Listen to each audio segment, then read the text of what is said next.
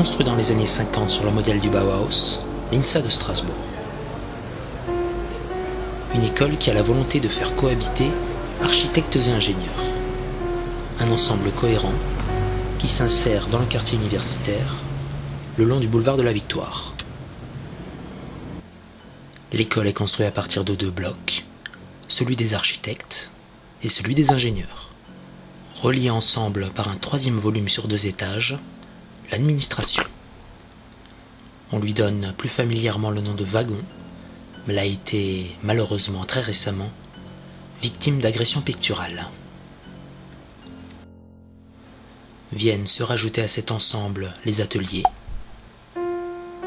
éclairés étrangement par des coques en béton. Au-dessus des ateliers, on trouve une salle très importante pour les élèves, la salle des associations.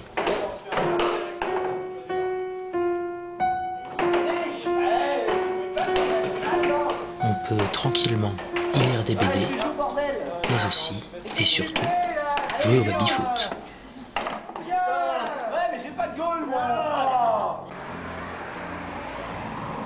On rentre par le premier bâtiment, puis on se trouve devant un cube rouge qui est une véritable délimitation entre les architectes et les ingénieurs. Vient ensuite le hall en contrebas, avec un sol pixelisé et d'étranges poteaux jaunes. Le hall est un lieu convivial où viennent se retrouver les élèves pour la pause, à la cafette par exemple.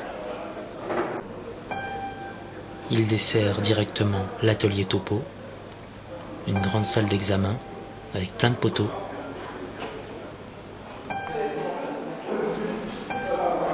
Mais aussi, plus récemment, la bibliothèque, avec un couloir vert, des petits trous, des hublots,